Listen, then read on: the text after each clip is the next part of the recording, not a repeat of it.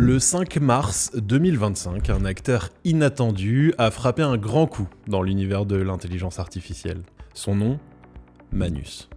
Présenté comme le premier agent général d'intelligence artificielle entièrement autonome, ce programme a suscité un engouement viral et avec lui une avalanche de questions. Qui est derrière cette prouesse? Quelles sont ses véritables capacités? Et surtout, quelles en seront les conséquences, tant sur le marché de l'intelligence artificielle que sur notre avenir? Bienvenue dans la Chronique Tech, votre podcast vidéo où la technologie est explorée avec un regard critique, sans complaisance, mais en conservant une admiration certaine pour le génie humain. Cette admiration qui nous fascine et nous pousse à nous dépasser au quotidien. La Chronique Tech, c'est quelques minutes, tous les dimanches, pour booster votre créativité et vous aider à comprendre la tech qui vous entoure. Derrière Manus, on trouve une start-up chinoise du nom de Monica, filiale d'une entité singapourienne appelée The Butterfly Effect. Une structure discrète à l'image de son fondateur, Xiao Hong. Ce jeune entrepreneur de 33 ans n'en est pourtant pas à son coup d'essai. Il avait déjà attiré l'attention avec Monica AI, un assistant IA intégré à WeChat, l'équivalent de WhatsApp en Chine. Avec Manus, il passe à la vitesse supérieure. L'ambition affichée est claire, proposer une intelligence artificielle capable d'agir et non plus seulement de répondre. Contrairement aux chatbots traditionnels qui nécessitent des instructions précises et répétées, Manus fonctionne de manière entièrement autonome. On lui fixe un objectif et il s'organise seul pour l'atteindre. Il planifie, il recherche, il exécute, sans supervision constante. Un employé virtuel en somme, qui ne dort jamais et ne demande ni salaire ni congé.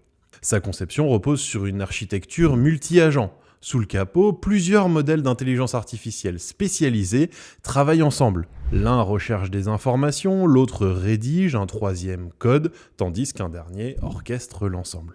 Un processus qui évoque une intelligence collective, où chaque composant joue un rôle précis. Résultat, Manus peut générer des rapports détaillés, rédiger des articles, automatiser des tâches administratives, voire contrôler un ordinateur à distance, comme s'il était un assistant personnel numérique doté de mains invisibles.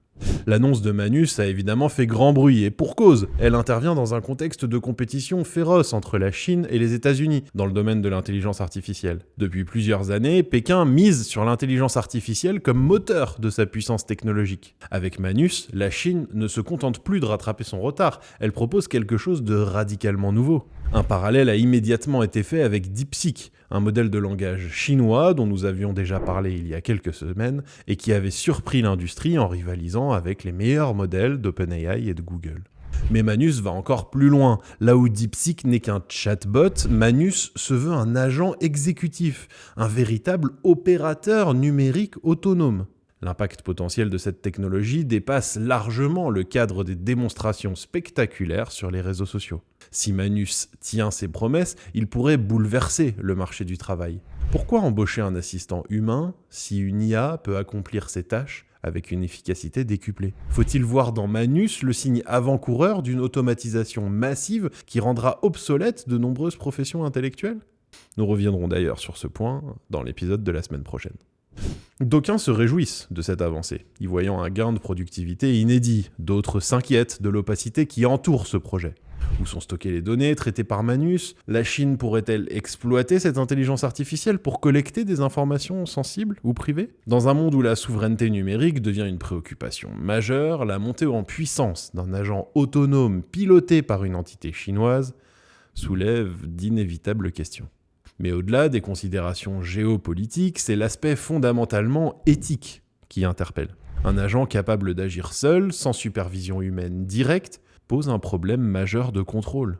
Qui est responsable en cas d'erreur? Quel garde-fou empêche Manus de se laisser manipuler ou de commettre des actes nuisibles? Ce débat n'est pas nouveau. Évidemment, dès les premiers projets d'intelligence artificielle autonome, des experts comme Stuart Russell mettaient en garde contre le danger de systèmes trop indépendants.